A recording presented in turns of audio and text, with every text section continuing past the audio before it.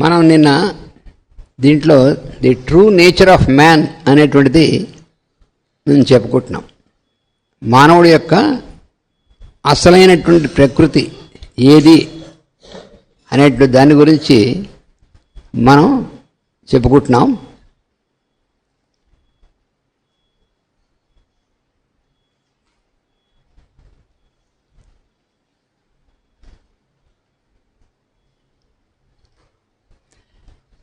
A man can correctly arrive at a knowledge of his evolutionary standing by noting his purpose, goals, strivings and activities, his type of desire, feeling and thinking, what gives him joy or pain, what is important or unimportant to him.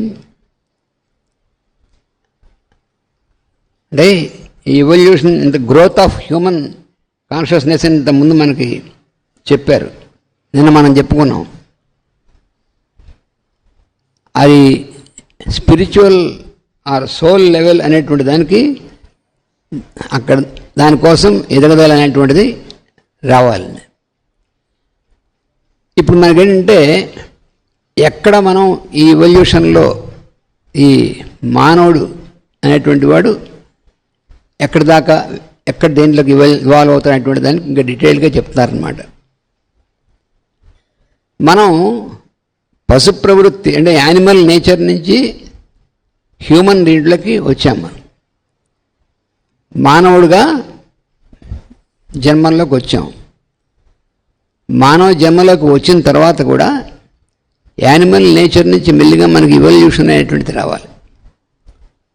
వస్తే ఇప్పుడు మానవుడుగా మనం ఎట్లా మన ప్రవర్తన ఉంటుంది, మన మానవుడిగా ప్రకృతి మనలో ఎలా ఉంటుంది అనేటువంటి దాని గురించి ఇప్పుడు చెబుతున్నటువంటిది అంతా అనమాట.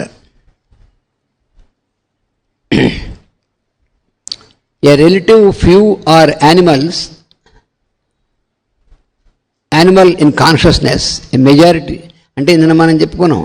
కొద్దిమంది ఇంకా మానవ జన్మలోకి వచ్చిన తర్వాత కూడా పశు జన్మలో ఉన్నటువంటి ఆ నేచర్స్ అనేటువంటివి కొన్ని జన్మలు కంటిన్యూ అవుతాయి. అవి కూడా క్రమంగా మారుతాయి. ప్రతి జన్మలో కూడా మనకి ఎవల్యూషన్ అనేటువంటిది ముందు నుంచి మనం చెప్పుకుంటున్నాం. పరిణామ దశ అనేటువంటిది ఉంటుంది. కొద్దిమంది మానవ జాతిలోకి వచ్చి మానవులుగా మారిన తర్వాత కూడా మానవ జాతిలో ఈ కింద ఉన్నటువంటి యానిమల్ కింగ్డమ్ అది యానిమల్ నేచర్ ఉంటుంది. అది ఇంకా కొంత ఉన్నటువంటి వాడు కొద్దిమంది ఉంటారని చెప్తున్నాడు. Relative few are animal in consciousness. ఇదేమిటంటే మన ప్రజ్ఞ అనేటువంటి దానికి ఎవల్యూషన్ అంటే క్రమంగా అంతకంటే ఇంకా బెటర్ అవ్వడం అనేటువంటిది ఎవల్యూషన్ అంటే కేవలం భౌతికమైనటువంటి గ్రోత్ మాత్రమే కాదు. Evolution doesn't mean only the physical growth. Evolution means the growth in their consciousness, expansion of the consciousness. మన యొక్క ప్రజ్ఞ, మన చైతన్యం యొక్క ఎక్స్పాన్షన్ అనేటువంటిది అది ఎవల్యూషన్. అదే మనకి ఖనిజముల నుంచి వృక్షముల నుంచి జంతువుల నుంచి మనం మానవులుగా మనం ఇవాల్వ్ అవుతూ వస్తున్నాం. ఇది కంటిన్యూస్ ప్రాసెస్. దీంట్లో ఇప్పుడు మానవులు దీంట్లోకి వచ్చిన తర్వాత ఎంతమంది మానవుల స్థితిలోకి వచ్చి ఉంటారు, ఎంతమంది దాంట్లో ఉంటారో అది ఫైనల్గా చెప్తున్నారు అనమాట. Relatively few are animals in consciousness, the majority are emotional. అంటే మానవ జన్మలోకి వచ్చిన తర్వాత యానిమల్ నుంచి వచ్చినప్పుడు దానికంటే అలా వచ్చాక కొంచెం ఎదిగిన తర్వాత ఎక్కువ మంది నిన్న మనం చెప్పుకున్న ఎమోషనల్ లెవెల్లో ఉంటాం. ఆవేశములతో కూడినటువంటి ఆలోచనలు, ప్రవర్తనలు వీటితో కూడి ఉంటాడు ఎక్కువ యావరేజ్గా హ్యూమన్ బీయింగ్స్ అనేటువంటిది. The majority of emotional, the minority are mental. ఎమోషనల్గా ఎక్కువ మంది ఉంటారు, మెంటల్ అంటే మానసికమైనటువంటి కక్షలో దానిలో కొన్నటువంటి వాళ్ళు ఉంటారు, కానీ ఎమోషనల్ వాళ్ళు చాలా ఎక్కువ ఉంటారు. నిన్న మనం చెప్పుకున్నాం కదా, ఎమోషనల్గా ఉన్నప్పుడు మన యొక్క ప్రవర్తన ఇవన్నీ కూడా అవి ఆవేశంతో కూడినటువంటి ఉంటాయి. మన ఆలోచన, మన ప్రవర్తన, మన ఇవన్నీ కూడా. అంటే కింద యానిమల్ దీనికి కంటే కొంచెం పైకి వచ్చాం, కానీ మానవ యొక్క దీనిలోకి పూర్తిగా రాకుండా ఈ మధ్యలో ఎమోషనల్ దీనిలో ఉంటాం మనం. అందుకని కొద్దిమంది minority are mental, some are spiritual. ఈ మానసికమైనటువంటి దీంట్లో నుంచి ఇంకా పైకి వెళ్ళి ఆధ్యాత్మికమైనటువంటి దీంట్లోకి వెళ్ళినట్టు మానవ జాతి ఇంకా తక్కువ ఉంటారు. ఇది ఈ కింద నుంచి ఎవల్యూషన్ అనేటువంటి దాంట్లో ఉన్నటువంటి వ్యత్యాసం అలా ఉంటుందన్నమాట. This is only a wide generalisation. The varieties of intermediate stages are myriad. ఇది మన స్థూలంగా చెప్పుకునేటువంటిది. ఈ స్థూలంగా చెప్పుకునేటువంటిది ఇది. ఈ మధ్యలో ఓదానికి మళ్ళీ మధ్యలో దానిలో చాలా డిఫరెంట్ డిగ్రీస్లో ఉండేటువంటి వాళ్ళు, ఎమోషనల్గా ఉన్నటువంటి వాళ్ళు, తక్కువ ఎమోషనల్గా ఉండేటువంటి వాళ్ళు, కొంచెం అంతకంటే కొంచెం ఎక్కువ ఉండేటువంటి వాళ్ళు, బాగా ఎమోషనల్గా ఉండేటువంటి వాళ్ళు, దీన్ని బట్టి ఇంత మారుతూ ఉంటుంది. అలాగే మానసికమైనటువంటి దాంట్లో కూడా లోవర్ మెంటల్, అంటే మనస్సులో కూడా పొరలు ఉంటాయి మనకి. ఇది కూడా మన దీంట్లో చాలా క్లియర్గా ఇస్తారు ఈ స్టడీస్లో. మనస్సులో కూడా డిఫరెంట్ లేయర్స్ ఉంటాయి. లోవర్ మైండ్ అనేటువంటిది అంటే ఈ ఎమోషన్స్తో బాగా అసోసియేట్ అనేటువంటిది. దానికంటే కొంచెం అది ఇలా ఎలివేట్ అయ్యి హయ్యెస్ట్ మెంటల్ లెవెల్లోకి వెళ్ళినటువంటి కాన్షియస్నెస్, ఆ పైన ఉన్నటువంటి సోల్ దీనికి దగ్గరగా అవుతుంటుంది. దాన్ని బట్టి వీళ్ళ యొక్క ఆలోచన, వీళ్ళ యొక్క ప్రవర్తన ఇవన్నీ మారుతూ ఉంటాయి. అంటే అందరం మానవులమే, అందరం పక్కపక్కన ఉన్నప్పటికీ ఎవరి ఎవల్యూషన్ వాళ్ళదే. ఎలాగైతే నిన్న మనం చెప్పుకున్నామో, ఒకే మొక్కకు ఉన్నటువంటివి మొగ్గలు, పువ్వులు అన్నీ ఒకసారి మొగ్గలు, అన్నీ ఒకసారి పువ్వులు అయిపోవు. దేని ఎవల్యూషన్ దాని ఉంటుంది. దాని ప్రకారం అది పెరగడం అనేటువంటిది ఉంటుంది. మనం ఒకే కుటుంబంలో ఉన్నటువంటి మా మెంబర్స్ కూడా అందరి ఎవల్యూషన్ ఒకే స్థితిలో ఉండాలని లేదు. అది డిఫరెంట్ డిగ్రీస్లో ఉండొచ్చు. కాకపోతే యావరేజ్ అనేటువంటి దాంట్లో చెప్పారనమాట. అలాంటిది ఇంకా ఒకే సొసైటీలో, ఒకే కుటుంబంలో ఉన్నటువంటి వాళ్ళదే డిఫరెంట్ డిగ్రీస్ ఉంటే, ఒకే సొసైటీ సమాజంలో ఉన్నటువంటి వాళ్ళు ఇంకా డిఫరెంట్ డిగ్రీస్లో ఉన్నారు. అంటే మానవులే అందరూ, అంతా మానవ జాతి, అందరం మానవులమే. కానీ ఈ ఎవల్యూషన్ పరిణామం అనేటువంటి దాంట్లో డిఫరెంట్ స్టేజెస్లో, డిఫరెంట్ డిగ్రీస్లో మనం ఉంటాం. అందువల్ల అందరి యొక్క ఆలోచన, అందరి యొక్క ప్రవర్తన ఒకేలాగా ఎగ్జాక్ట్గా అలాగే ఉంటుందని చెప్పలేము. ఎవల్యూషన్ బట్టి, స్టేజ్ ఆఫ్ ఎవల్యూషన్ బట్టి ఉంటుంది.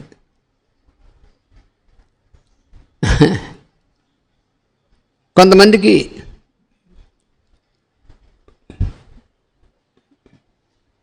ఈ ఎమోషనల్ అనేటువంటి దాంట్లో ఎక్కువ ఉన్నటువంటి దానివల్ల వాళ్ళు అంటే కొంతమందికి చాలా కాలం పడుతుంది దాంట్లో నుంచి బయటికి రావడానికి. ఎమోషనల్గా ఉన్నప్పుడు ఏమవుతుందంటే, ఆవేశం అంటే దాంట్లో మనకి కోపతాపాలు ఇవన్నీ ఎక్కువ ఉంటాయి. when our consciousness is more in emotional level, then we are dominated by anger, strong desires, anger, hatred, likes, dislikes. They will play a stronger role on our mind. ఆవేశపూరితమైనటువంటి దీంట్లో ఉన్నటువంటి వాళ్ళకి ఏమవుతుందంటే, ముందు డిజైర్స్ ఎక్కువ, తర్వాత కోపతాపాలు, తర్వాత ఇతరుల మీద వారిని అవగాహన చేసుకోవడం అనేటువంటిది తక్కువగా ఉంటుంది.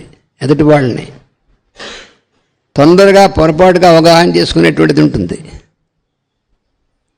దానివల్ల వాళ్ళ యొక్క ప్రవర్తన అనేటువంటి దాంట్లో యానిమల్ నేచర్ ఎక్కువ డామినేట్ చేస్తుంది.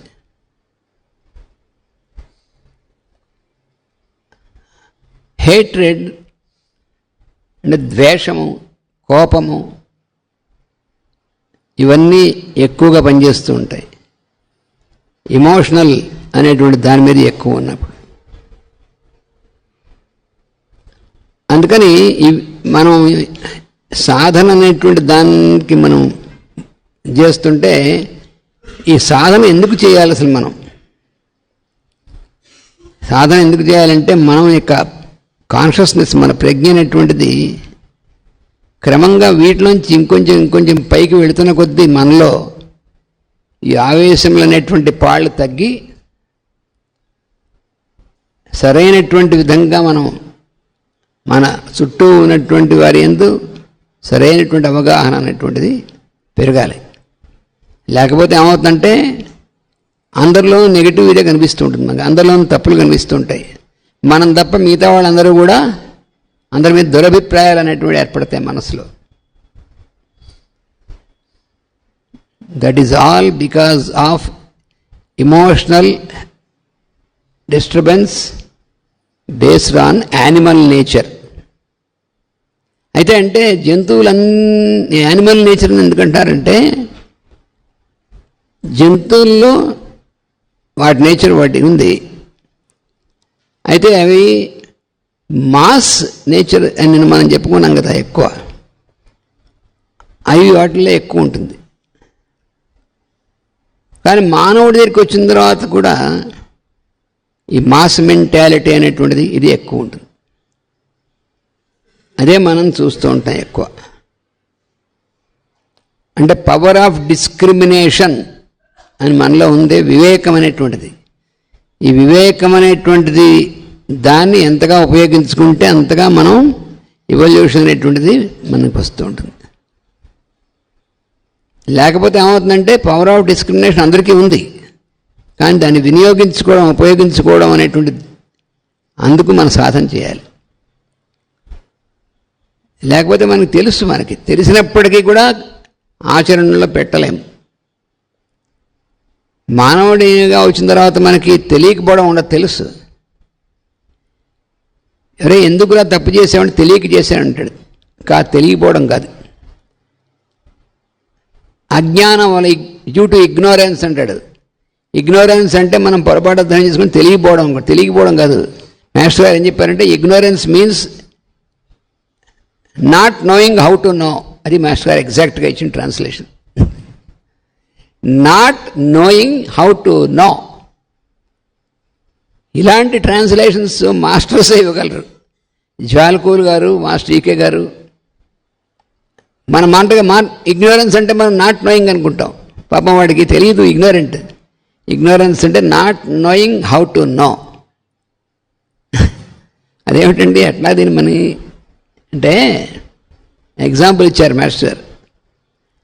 వాడు మనం బస్ స్టాండ్ బస్సు ఎక్కుతున్నప్పుడు మార్కెట్లోనో ఒకడు వచ్చి మనం చూడకుండా మన జేబు కొట్టేస్తాడు. మనకు తెలియకుండా మన జేబులో ఉన్న లాగడమే వాడు చేసే పని చేస్తాడు. వాడు పిక్ పాకెట్ అంటాం, వాడు కత్తిరించి జేబులు లాగేస్తాడు. వాడిని పట్టుకున్నాం అనుకోండి, తెలియక చేశానంటాడు. అది ఇగ్నోరెన్స్ అంటే. వాడిని పోలీసు పట్టుకున్నాను అనుకోండి, వాడిని ఒక దెబ్బ వేస్తే వాడు తెలియక చేశానండి, నన్ను వదిలేసాను. తెలియక చేయడం ఏంట్రా?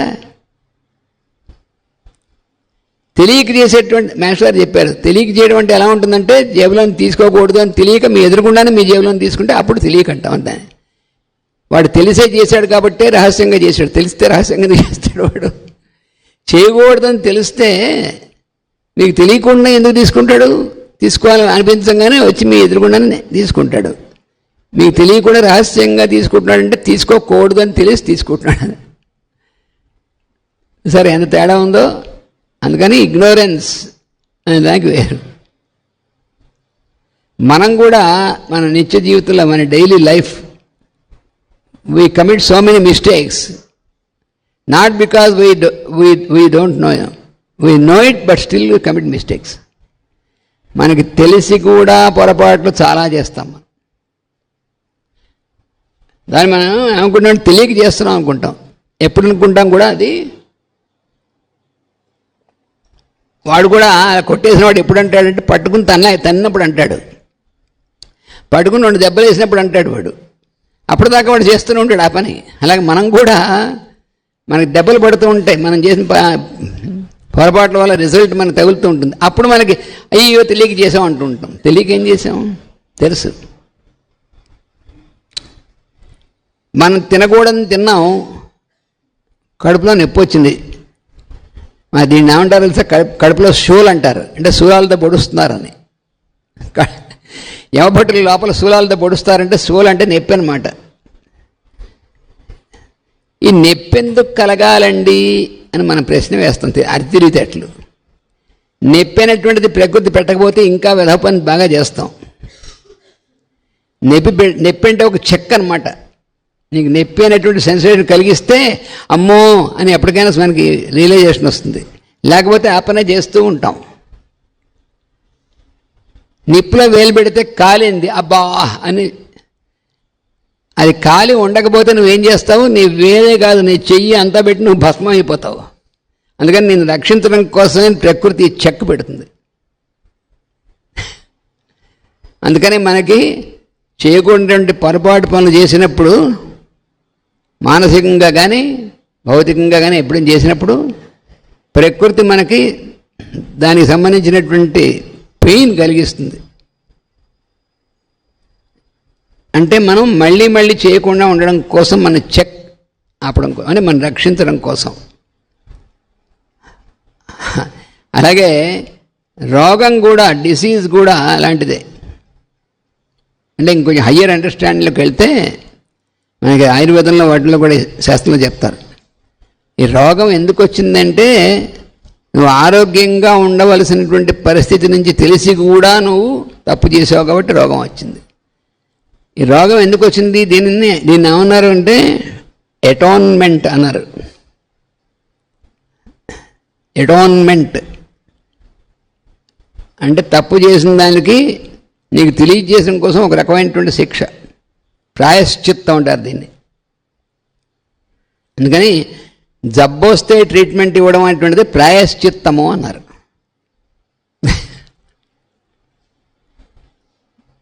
ఆహారం విషయంలో కానీ, పానీయం విషయంలో కానీ, శరీరానికి సంబంధించినటువంటి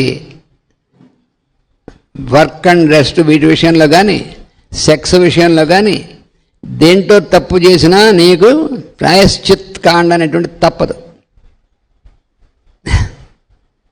లేకపోతే నీ శరీరం నువ్వు కాల్ చేసుకుంటావు. అందుకోసం నిన్న మనం చెప్పుకున్నాం కదా, అగ్ని అనేటువంటిది మన శరీరంలో అగ్ని ఎలా పనిచేస్తుందో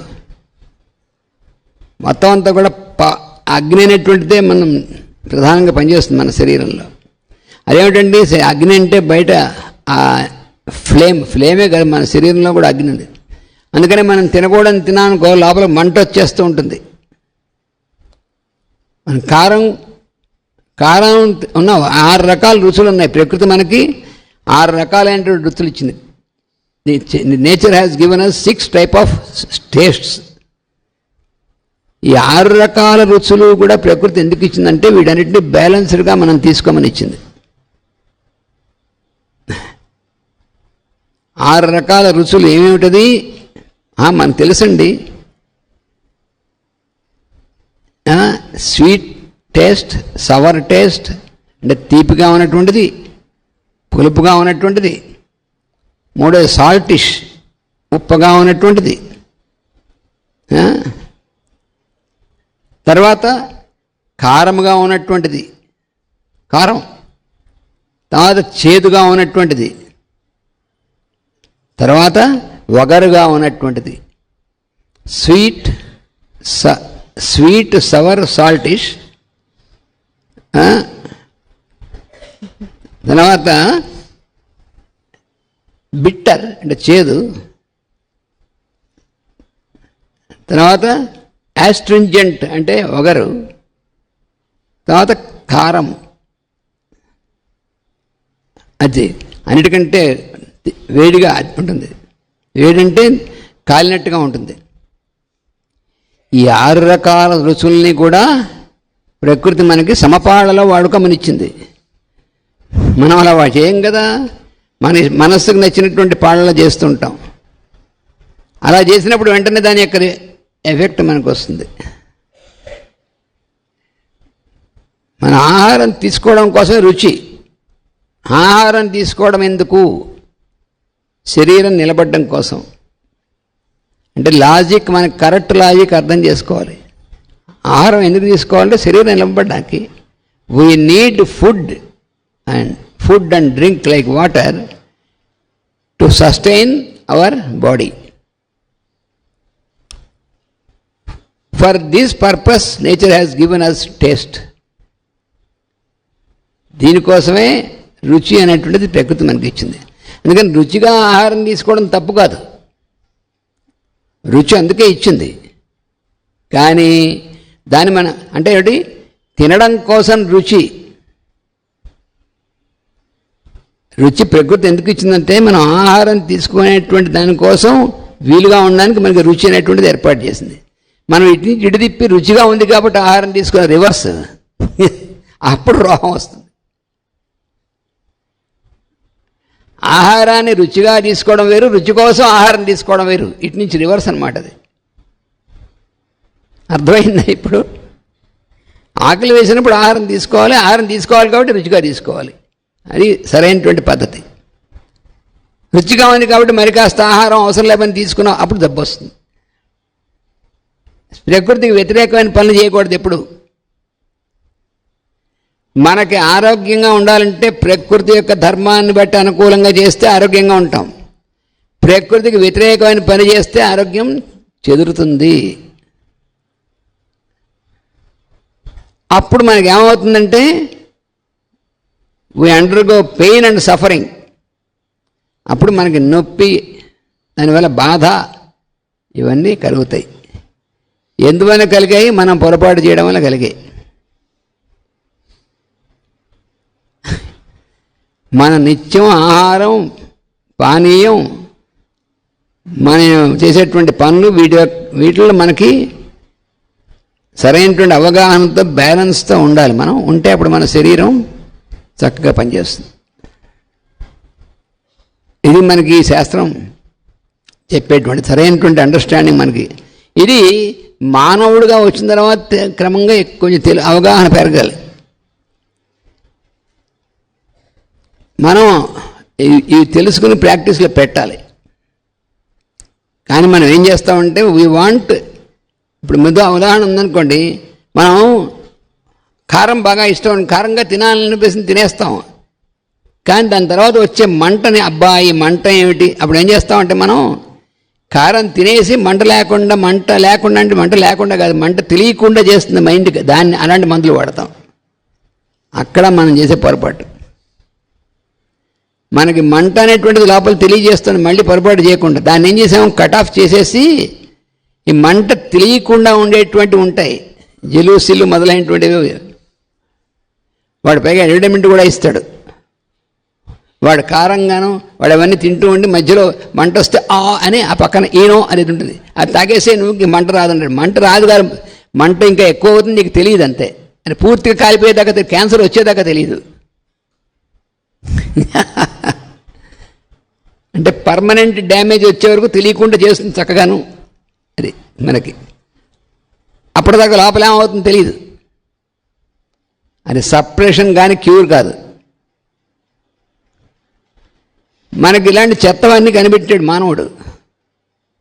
అంటే మనం రక్షించుకోవడానికి ప్రకృతి ఇచ్చిన వారిని అన్నింటినీ కూడా వాటి నుంచి మనం నాశనం చేసుకునేటువంటివి కనిపెట్టామన్నమాట. మనం పెయిన్ కిల్లర్ చూసారా, మనం వాడతామో మనకు తెలుసు కదా.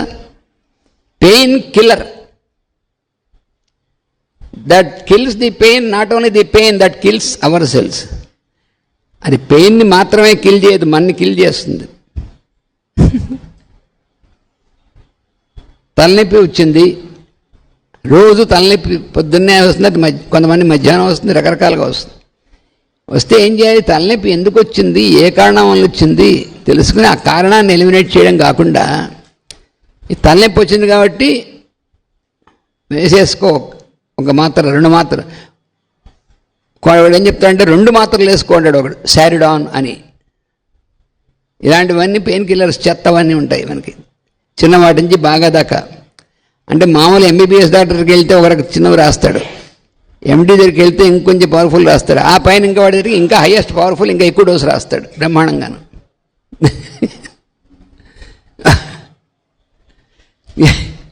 అవన్నీ వేసుకుంటే ఏమవుతుంది, they will kill our pain.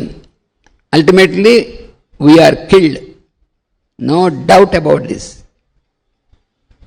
అంటే ప్రకృతి ఏదైతే మనకి తెలియజేసి ఇండికేట్ చేస్తుందో ఆ ఇండికేషన్స్ కట్ చేసి పారేసాం. ఇది ఎలాంటిదంటే, మన కారు డ్రైవ్ చేసుకుంటూ వెళుతున్నాం హైవే మీద, మన ముందు ఇండికేషన్స్ బోర్డు ఉంటుంది, దాని మీద అనేకమైన ఇండికేషన్స్ ఉంటాయి, బ్లింక్ అవుతుంటాయి. ఆ బ్లింక్ అవ్వడం అనేటువంటిది మనకి ఇండికేషన్స్, ఇగో ఇలా జరగబోతోంది, దీన్ని ఏం చేయాలో చెప్పడం కోసమేగా ఏర్పాటు చేసింది. దాంట్లో ఫ్యూయల్ అయిపోతుంది అనే ఇండికేషన్ వచ్చింది అనుకోండి, బ్లింక్ అవుతూ ఉంటుంది. అంటే మనం ఏం చేయాలి, వెంటనే పెట్రోల్ బంక్ దగ్గరలో ఉన్న దాంట్లోకి వెళ్ళి మళ్ళీ ట్యాంక్ ఫ్యూయల్ వేస్తే బ్లింక్ అవుతుంది నీకు. అదే ఎదురుకుండా నా డ్రైవింగ్ అటెన్షన్ డిస్టర్బ్ చేస్తోంది అని చెప్పి దాన్ని దామని పగల కొట్టామనుకో, ఈ బ్లింకింగ్ నాన్ సెన్స్ బ్లింక్ చేస్తుంది, అప్పుడు అది బ్లింక్ చేయదు, ఆగిపోతుంది, నీకు డిస్టర్బ్ అవ్వదు. కానీ నీ కారు కొంత దూరం వెళ్ళిందాక ఆగిపోవును, ఎందుకంటే ఇండికేషన్ తీసుకోలేదుగా నువ్వు.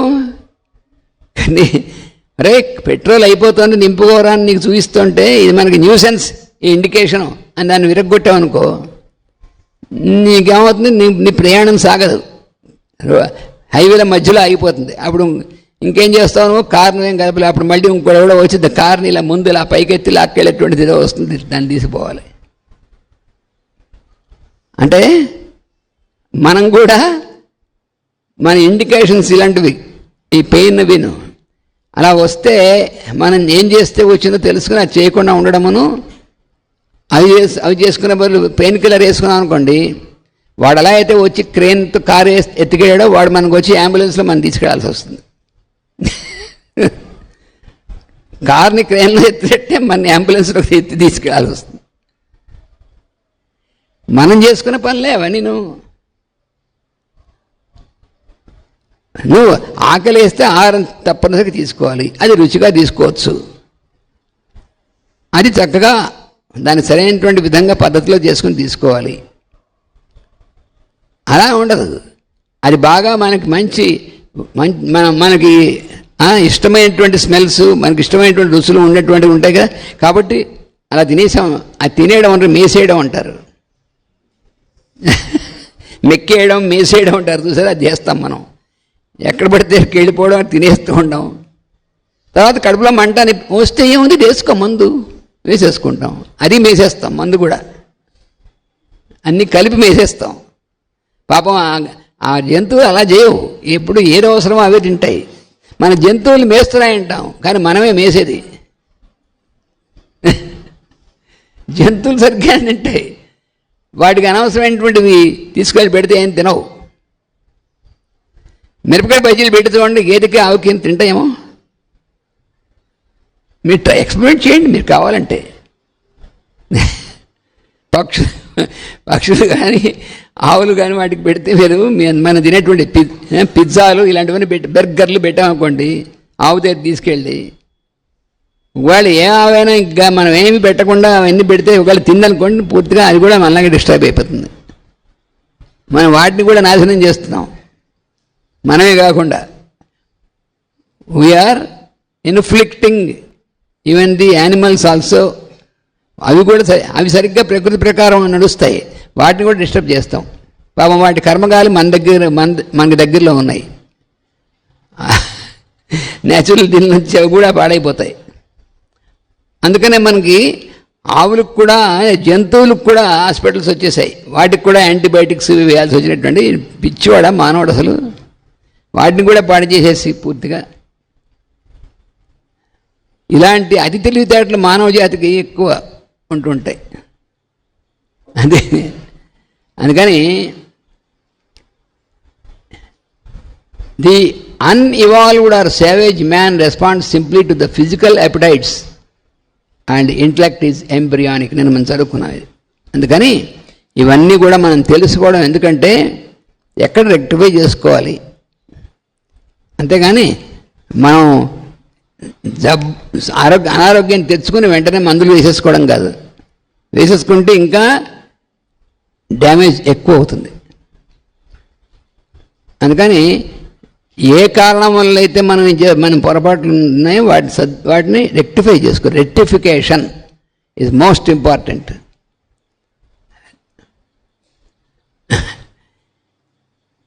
మనం నడుస్తూ వెళ్తుంటే మనం ముళ్ళు గుచ్చుకున్నాయనుకో, ఆ ముళ్ళు ఎక్కడున్నాయో చూసి వాటిని జాగ్రత్తగా వాటిని అవాయిడ్ చేయాలి, లేదా వాడు పక్కకి తీసుకుని నడవాలి. కానీ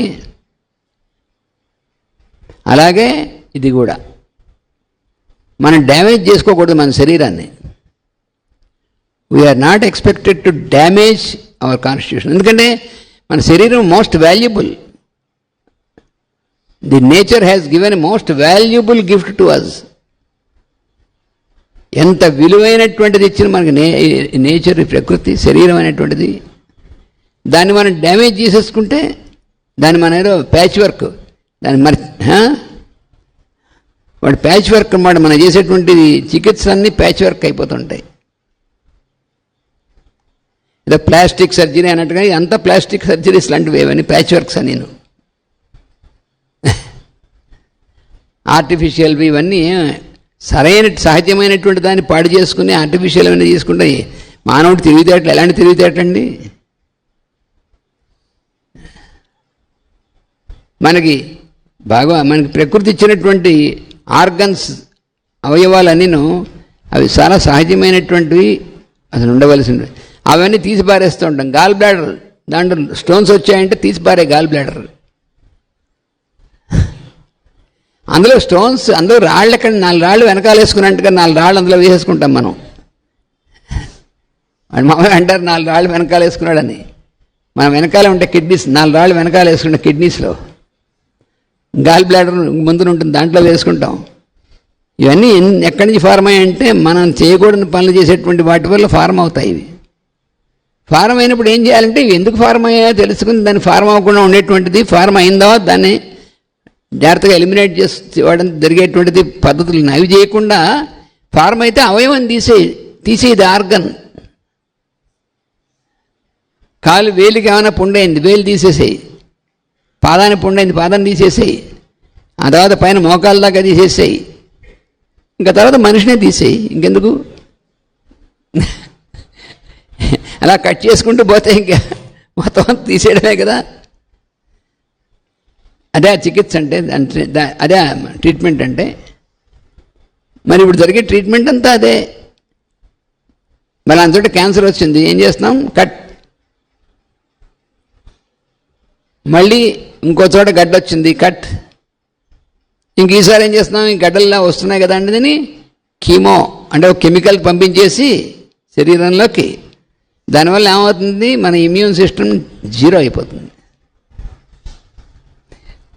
ఇవన్నీ కూడా ఎందుకు వస్తాయి అంటే మనకి సరైనటువంటి అవగాహన లేకపోవడం వల్ల వస్తున్నాయి. ఇప్పుడు మనకి అసలు తెలుసుకోవాల్సినటువంటి మనలో అసలు సోల్ అనేటువంటి ఆత్మ, అసలు అది తెలుసుకోము మనం ఎంతసేపటికి. అసలు మనం ఎవరు? Essentially we are soul. మనం ఆత్మ అనేటువంటి స్థితి అసలు సహజ స్థితి. The soul, the ego, our true self, the conscious thinking entity within the human form. మానవ యొక్క ఆకారంలో ఉన్నటువంటి, మన శరీర ఆకారంలో ఉన్నటువంటి దాంట్లో పూర్తిగా ప్రజ్ఞామయమైనటువంటిది ఆత్మ. అంటే నేను. ఆత్మ అంటే ఏమిటి? ఆత్మ అంటే ఏమిటండి? ఆత్మ అంటే ఆత్మే అంటే అది సరిగ్గా తెలియకపోతే ఆత్మ ఆత్మ అంటున్నారు. ఆత్మ అంటే ఏమిటి అంటే పిల్లి అంటే ఏమిటంటే మార్జాలం అంటే ఏమిటి బిడాలం అన్నట్టుగా ఉంటుంది. వాటి పర్యాయ పదాలు వాడితే ఏం లాభం? ఆత్మ అంటే నేను అని అర్థం. నువ్వు దేన్ని నేనంటున్నావు అని అక్కడ తెలుసుకోవాలి. ఈ పైన కనిపిస్తున్నటువంటి శరీరం, ఈ చర్మాన్ని నేను, ఇది నేను కాదు, నేనులో భాగం ఇది. ఇప్పుడు మన శరీరంలో we have various parts of our body. Can you call a part your whole body?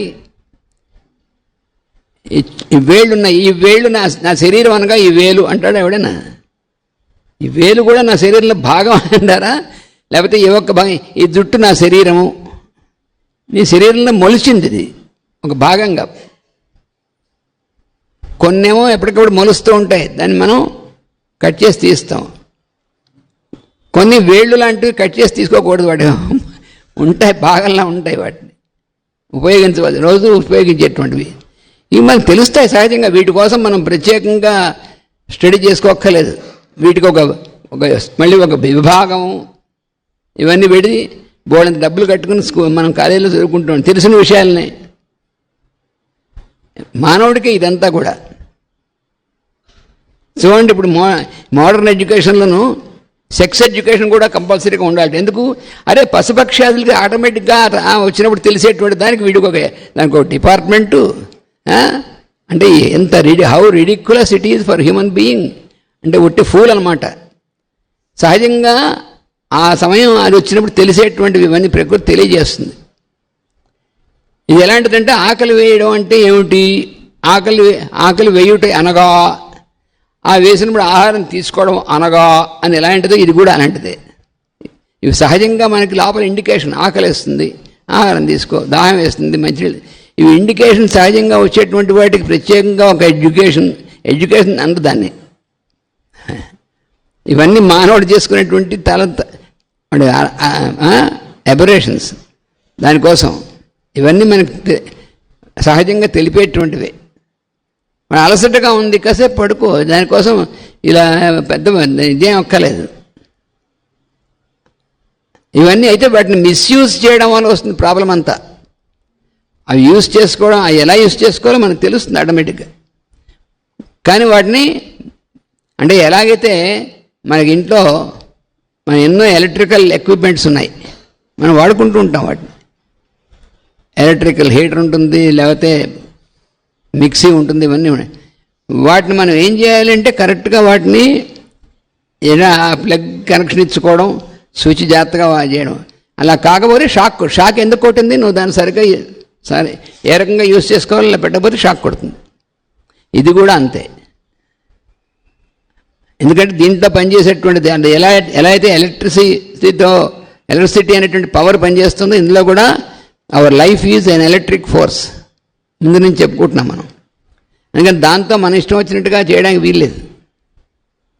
చేస్తే వీ విల్ బర్న్ అవుట్, మనం డిస్ట్రాయ్ చేసుకుంటాం. అందుకని ఎలక్ట్రిక్ పవర్ లాంటిదే మన లైఫ్ అనేటువంటిది కూడా. ప్రకృతి ఇవన్నీ మనకి ఇచ్చి ఎలా ఉండాలనేటువంటిది కూడా ఇస్తే, అలా ఉండకుండా మనం మన ఇష్టం వచ్చి ఉంటే మాత్రం దీన్ని మనం నాశనం చేసుకుంటాం. ఎందుకంటే ది సోల్ అనేటువంటిది, it is the source of psychological health and great reality in life of man. మన నిజమైనటువంటి స్వరూపం ఆత్మ, అది అసలు తెలుసుకోవాల్సింది. అంటే ఈ శరీరము, ఈ మనస్సు, ఇవన్నీ కూడా అందులో భాగాలు. దానిలో పనిచేసేటువంటి పార్ట్స్. ఇవి వ్యక్తంగా, అన్నిటికంటే వ్యక్తమైనటువంటి రూపం అనేది శరీరం. అంటే మనం బయటికి కనిపించేటువంటి ఆకారంగా కనిపిస్తున్నటువంటిది స్థూల శరీరము అంటాం. ఈ స్థూల శరీరాన్ని నడిపించేటువంటిది సూక్ష్మ శరీరం. స్థూలం అంటే కనిపించేది, సూక్ష్మం అంటే కనిపించకుండా పనిచేసేది. ఇది మనం తెలుసుకోవాలి. కనిపించకుండా ఉండే స్టేట్లో పనిచేసేది ఎక్కువ భాగం, కనిపించేటువంటి తక్కువ. బయట ఆకారం మాత్రమే ఇలా కనిపిస్తుంది, కానీ దీన్ని నడిపించేటువంటి ఫోర్సెస్ అవే అసలు మెయిన్ సూక్ష్మ శరీరం. అవే vital body and physical body, vital body, mental body.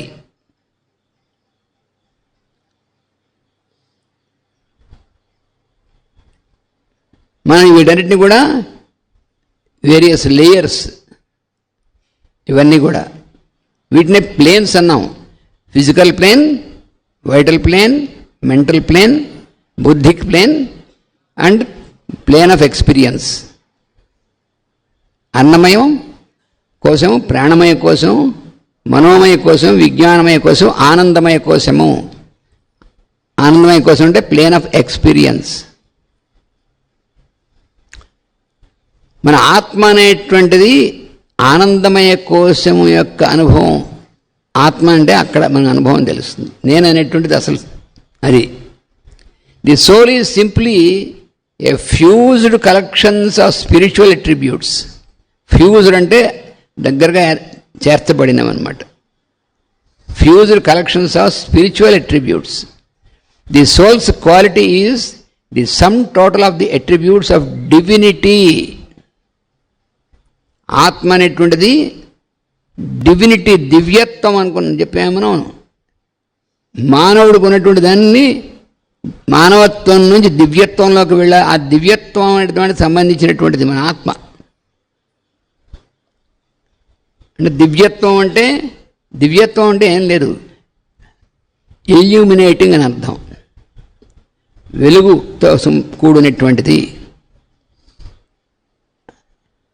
దేవుడు, దేవతలు అనేటువంటి పదం కూడా దేవహ, వాళ్ళు ఉన్నటువంటి దాన్ని, దేవతలు అనేటువంటి ప్లేన్ని దివము అంటారు. ఇది భువి, దివి అంటూ ఉంటారు. భువి అంటే ఫిజికల్ ప్లేన్, దివి అంటే the plane of light, illumination. అంటే వెలుగుల లోకం అంటారు దాన్ని, కాంతి లోకము. మన ఆత్మ కూడా దానికి సంబంధించిందని గుర్తుపెట్టుకోవాలి. మన అసలు స్వరూపం అది.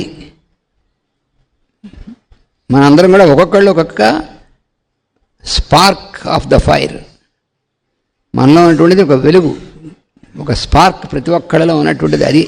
అది అసలు నేనంటే. దాని చుట్టూ ఏర్పాటైనటువంటివి ఇవన్నీ కూడా ఫిజికల్ లేయర్స్ లాగా. అది మనకి కంటికి కనిపిస్తున్నటువంటిది అవుటర్ మోస్ట్, అన్నిటికంటే స్థూలమైనటువంటిది, అన్నిటికంటే బాహ్యమైనటువంటిది. అది మనకు కనిపించేటువంటి శరీరం. సూక్ష్మమైనటువంటిది కనిపించని శరీరం. ఇప్పుడు అర్థం ఏంటి మనకి? A soul's quality the sum total of attributes of divinity which it has succeeded in unfolding as intelligence and comprehension. Comprehension అంటే అవగాహన. మనకి ఆ ఇన్నర్ లైట్ వల్లే అవగాహన, ఇది దీని స్వరూపం ఏమిటి, ఇది ఏమిటి, దీన్ని ఎలా ఉపయోగించడం, ఈ అవగాహన అంతా దానివల్ల వస్తుంది, ఇంటెలిజెన్స్ అనేటువంటి రూపంలో.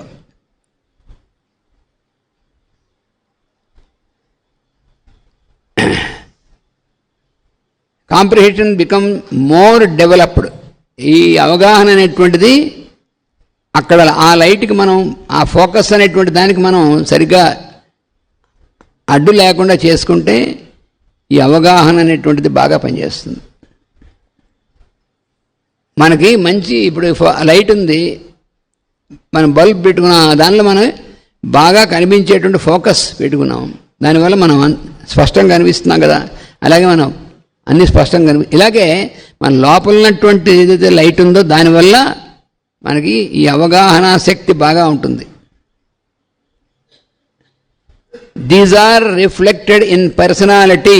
మనం పర్సనాలిటీ డెవలప్మెంట్ అని గారు మళ్ళీ అక్కడ తీసుకొచ్చారు. These are reflected in the personality and make man what he is. మన నిజమైన స్వరూపం ఏమిటో అనేటువంటి దాన్ని మనకి రిఫ్లెక్ట్ చేసి మనం ఆ రిఫ్లెక్ట్ చేసేటువంటి దాన్ని పర్సనాలిటీ అంట. అది తెలియకపోతే పర్సనాలిటీ డెవలప్మెంట్ అంటే కండలు పెంచుకోవడం, ఇది కాదు పర్సనాలిటీ డెవలప్మెంట్. ఆరోగ్యం ఉండాలి, కానీ అది లేకుండా ఉరికినే ఆకారం మాత్రమే భీకరంగా అంటే భీకరంగా ఉండక్కల ఆకారం సౌమ్యంగానే ఉండొచ్చు.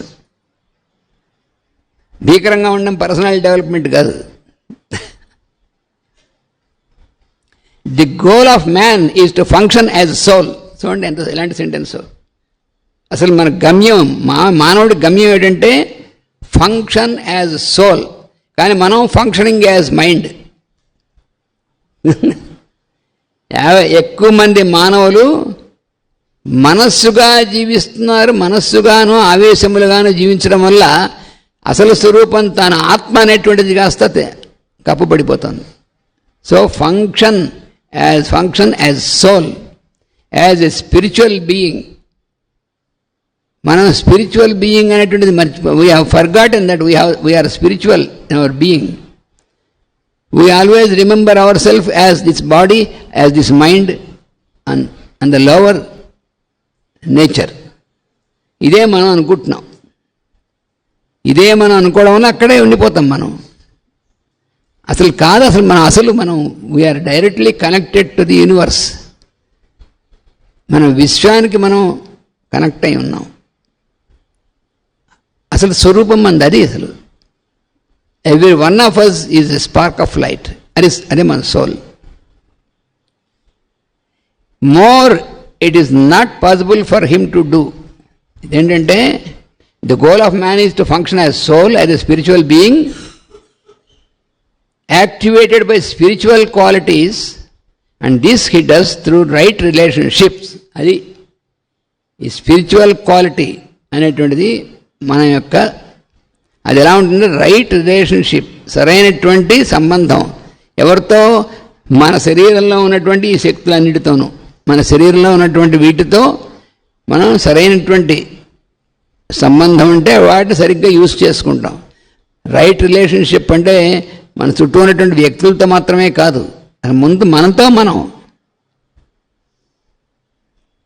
మనకి ఇంత ఇంపార్టెంట్ ఇన్స్ట్రుమెంట్ భగవంతుడు ఇచ్చిన దాన్ని యూజ్ చేసుకోవడం ఎలాగో తెలియకపోతే, ఇదే తెలియకపోతే మనం చుట్టూ ఉన్నటువంటి వాళ్ళతో ఎలా ఉండాలనేటువంటిది ఎలా తెలుస్తుంది మనకి?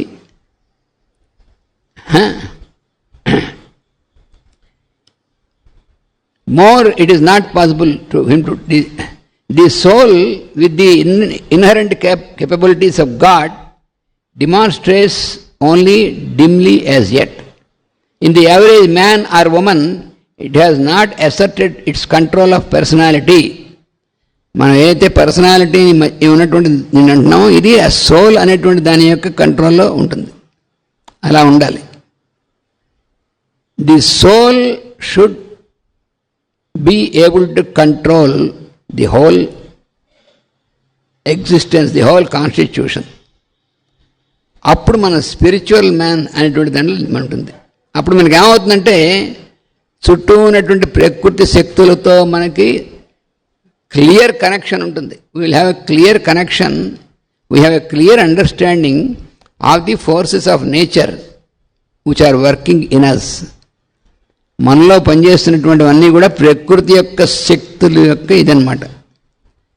దాని యొక్క అవగాహన మనకు సరిగ్గా ఉండడం అనేటువంటిది మన అసలు స్వరూపం, మన ఆత్మస్వరూపం అనేటువంటిది దానివల్ల తెలుస్తుంది.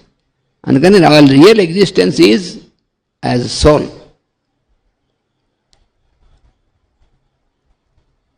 అంటే భగవంతుడు అంటే ఎక్కడ ఉంటాడు? భగవంతుడు అనేటువంటిది ఎక్కడున్నటువంటి మన అందరూ యొక్క ఇదంతా కూడా భగవంతుడి యొక్క వెలుగే. అది మనం మన ఆత్మ అంటున్నామే. అందుకనే ప్రతి ఒక్కళ్ళు కూడా నేను అనాల్సింది ఆత్మని. ఎందుకు అంటున్నా? ఆత్మ అనేటువంటిది it is the common expression of all the beings. అందరూ ఒకటే అనేటువంటిది తెలియజేసేటువంటి పదమే ఆత్మ అనేటువంటిది. ఆత్మ అంటే నేను. ఎవరైనా సరే నేను అనాల్సిందే.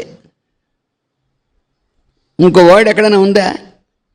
అదేమిటండి నువ్వు అతడు, నువ్వు అతడు ఒకరితో ఒకరు అనుకుంటున్నా. అసలు ఎవరైనా సరే తనకు తను నేను అనాల్సిందేగా. నీకు నువ్వేమిటో ఎదుటి వాళ్ళు వాళ్ళకి అదే, నీకు నువ్వేమిటో ఇప్పుడు దాని వస్తువు కూడా అదే. నువ్వు గోడ అంటున్నాం మనం. ఆ గోడ ఎవరికి గోడ? మనకి. దానికి అది గోడ ఏం కాదు, మనం పెట్టిన పేరు అది. నీకు నువ్వేమిటో దానికి అది అదే. ఇలా లోపలికి వెడితే నేననేటువంటిదే సమస్తము అని తెలుస్తుంది. అంటే ఇది మనకు కొంచెం అలవాటు లేకపోవడం వల్ల అదేమిటండి అనిపిస్తుంది మనకి. అందుకని మొట్టమొదటి తెలుసుకోవాల్సిన నేనంటే ఏమిటి తెలుసుకుంటే అప్పుడు తెలుస్తాయి. ఈ లోపల నేననేటువంటిది వైపు తిప్పకుండా అవి తెలుసుకుందాం ఇది తెలుసుకుందాం అడిదిప్పామనుకో మనం అంత గందరగోళంగా ఉండబోరు. బాబోయ్ ఇన్ని ఎలా తెలుసుకుంటా అనేటువంటిది ఏం తెలియదు, అంతుపట్టదు. ముందు అసలు నేనంటే ఏమిటి అనేటువంటిది ముందు మనం అర్థం చేసుకుంటే మనం అప్పుడు తెలుస్తుంది. నేనంటే భగవంతుడి యొక్క వెలుగే నేను. అందుకనే మాస్టర్ గారు మొట్టమొదటి చిన్న సెంటెన్స్ చదువుకున్నాం మొదట్లో. మన హ్యూమన్ బాడీ, మన బాడీ అంటే ఏమిటి, మ్యాన్ అంటే ఏమిటి, మానవుడు అంటే ఏమిటంటే it is the focused the Sons ray focused in to A body. సూర్యుని యొక్క కిరణములే మన శరీరములు. మన ప్రతి ఒక్కళ్ళ యొక్క శరీరం అనేటువంటిది సూర్యుని యొక్క కిరణం వల్ల ఏర్పడినటువంటిదే అని గుర్తుపెట్టుకోవాలి. That is the scientific fact.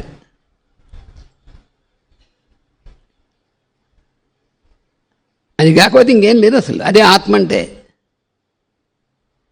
అది తెలియకపోవడం వల్ల ఎంత గందరగోళం పడిపోతూ ఉంటాం మనం. మానవుడు మరీ ఎక్కువ. మిగతా జంతువులకి ఇంత డిస్టర్బెన్స్, ఇంత కన్ఫ్యూషన్ ఉండదు. ఎందుకంటే ప్రకృతి దీని ప్రకారం జీవిస్తూ ఉంటాయి కాబట్టి. ఈ కన్ఫ్యూషన్ అంతా మానవుడికే. ఎందుకంటే కీ మనకి ఇచ్చాడు భగవంతుడు. తాళంచి మన చేతికి ఇచ్చాడు కాబట్టి తాళంచి ఎటు తిప్పాలో తెలియదు. అది రాంగ్ దీన్ని తిప్పితే తాళం రాదు, ఇరుక్కుపోతుంది. వాటికి అది లేదు పాపం. ఆకలి వేసినప్పుడు తింటాయి, వేసినప్పుడు తినవు. సింపుల్. మనం ఆకలి వేయకపోయినా తింటాం, తినకూడనప్పుడు వేసినా తినం, వేస్తున్నా తినం, వేయకపోయినా తింటాం. ఎన్ని ఉన్నాయి చూడండి మనకి. అవసరం లేనిటువంటి తాగుతూ ఉంటాం, అవేం తాగవు అలాగా. అరే దాని ముందు కుడితి పెడితే తాగుతుంది తప్ప దాన్ని తీసుకెళ్ళి నువ్వు బ్రహ్మాండమైనటువంటి నువ్వు కొట్టేసే డ్రింక్ దాని గంటలో పోయి చచ్చినా తాగదు. అండి మనకి వాటికి ఎంత డిఫరెన్స్. మనం వాటికంటే చాలా గొప్పవాళ్ళం. ఏమిటి గొప్పవాళ్ళం? మనం ఆత్మస్వరూపం తెలుసుకోవడం కోసం ఇవన్నీ చేయాలి. మరి వాటికి తెలుసా? వాటి తెలియక్కర్లే, వాటికి అలాగే ఉన్నాయి. They are living like that. అవి అలాగే లివ్ చేస్తున్నాయి, మనమేమో అలా లివ్ చేయటం లేదు. కాబట్టి మనం తెలుసుకోవాల్సినది మనకుంది. లేకపోతే వాటికి కూడా యోగా ప్రాక్టీస్ చేయాలి అక్కర్లే, అవి యోగ స్థితిలోనే ఉన్నాయి. అవి